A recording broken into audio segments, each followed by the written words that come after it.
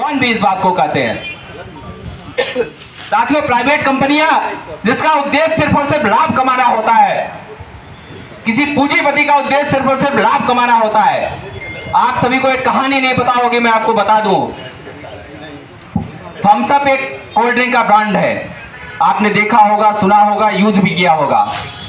वो ब्रांड इस देश का अपना ब्रांड हुआ करता था। थम्स अप इस देश के कंपनी पार्ले जी का ब्रांड हुआ करता था, और पार्ले जी ने थम्स अप के माध्यम से सॉफ्ट ड्रिंक सेक्टर में काफी ज्यादा अपने देश में प्रभाव बना लिया था। फिर एक कंपनी थी कोको कोला, पेप्सी, जिसका मर्जर होकर पेप्सी को बन गया है।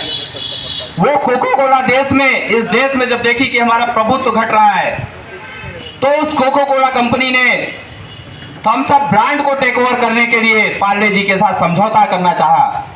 पार्ले जी ब्रांड ने मना कर दिया कि हम ये थम्स अप ब्रांड नहीं बेचेंगे। तो आपको पता है कि कोको कोला ने क्या किया।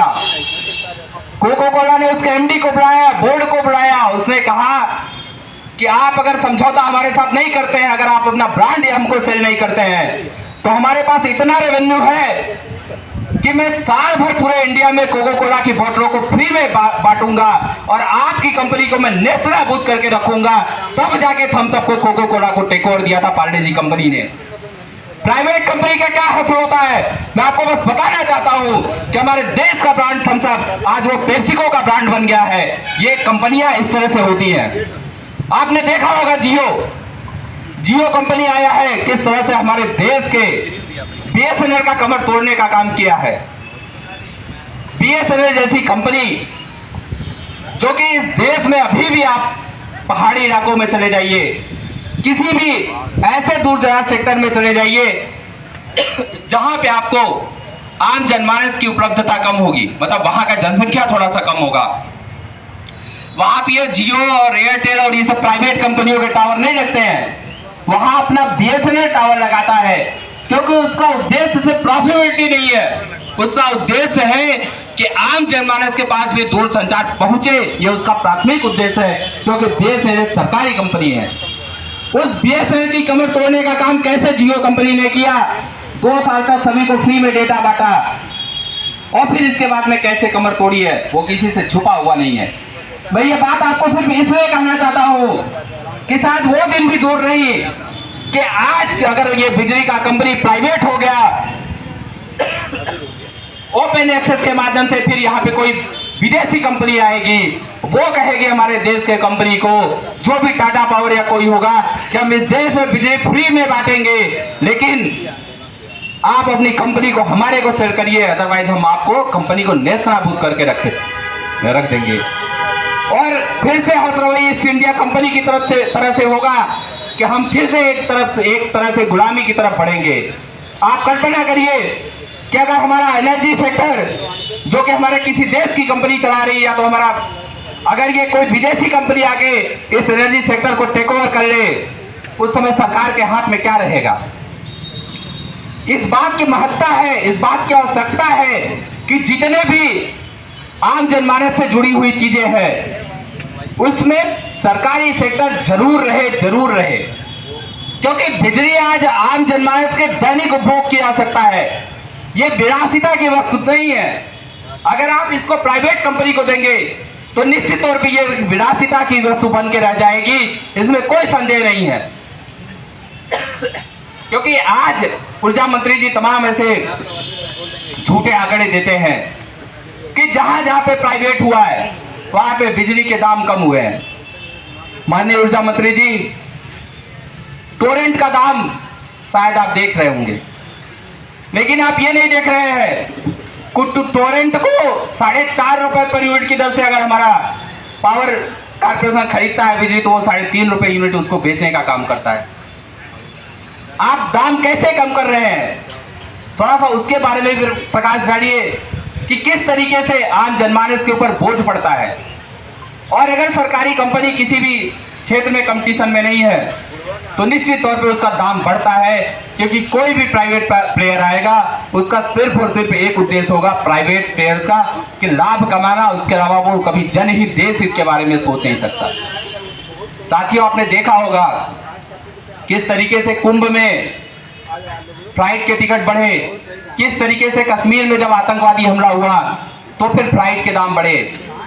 आपने देखा होगा, आपको याद होगा कि एक समय आता था, आज तो जियो का रिचार्ज भी 28 दिन का हो गया है सारी कंपनियों का, लेकिन बीएसएनएल का 28 दिन का नहीं हुआ है। एक समय आता था कि दिवाली, दशहरा और अगर होली आ गई ऐसे ढूंढने का काम करेगा साथियों।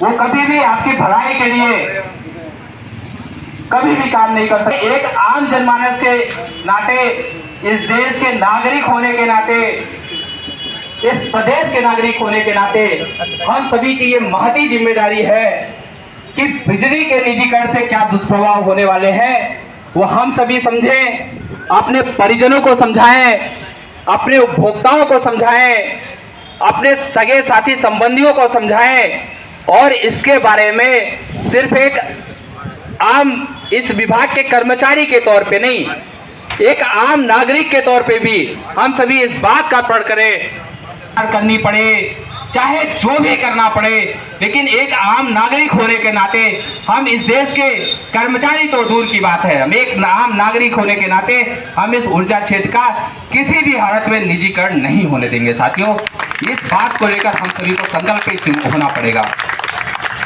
एक कर्मचारी होने के नाते 2 मिनट बैठ जाइए, ठीक है, 2-3 दिन में वैसे भी नहीं था। एक हमारा आम कर्मचारी होने के नाते, आम नागरिक होने के नाते दायित्व है, एक कर्मचारी होने के नाते भी हमारा दायित्व है।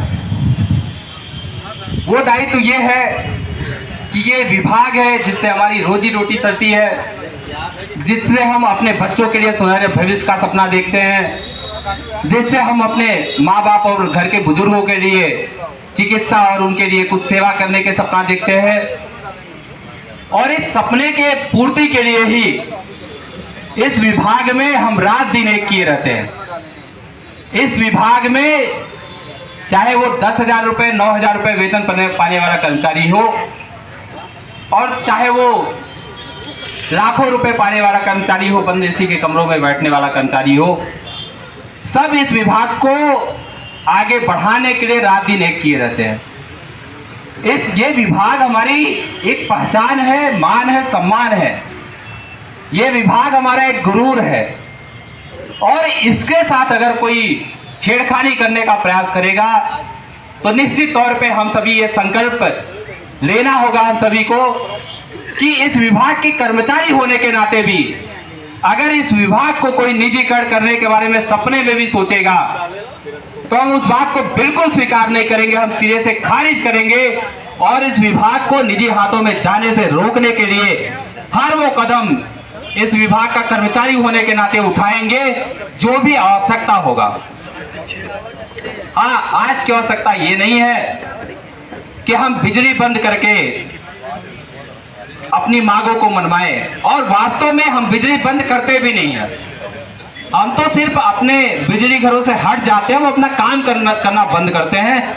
बिजली तो स्वतः बंद हो जाती है क्योंकि ये बिजली हमसे प्रेम करती है। वो जब देखती है कि हमारे कर्मचारी दूर चले गए तो बिजली चढ़ ही नहीं पाती है। इस विभाग का तंत्र ऐसा है कि इस विभाग के अगर कर्मचारी हट जाते हैं तो ये विभाग का तंत्र चल ही नहीं पाता है और इसके लिए सिर्फ हमको ये तोहमत लगा दिया जाता है कि हम लोग बिजली बंद कर देते हैं। हम बिजली बंद नहीं करते महोदय, ये बिजली का तंत्र सिर्फ हमसे चलता है। आप जो प्रयास करते हैं कि हम लेखपाल को लगा के, हम पुलिस को लगा के, हम टीचर को लगा के हम इस बिजली को चलवाएंगे, उस प्रयास के नाते बिजली बंद होती है। अगर आप इस बात को समझ जाएं कि इस बिजली विभाग को चलाने वाले लोग यही लोग हैं, इनके अलावा कोई बिजली को चला नहीं पाएगा तो शायद ये बिजली बंद नहीं होगी कभी भी। मैं इस मंच के माध्यम से ये सब मैं बताना चाहता हूँ ऊर्जा मंत्री और शीर्ष प्रबंधन को। साथियों, अभी दिन में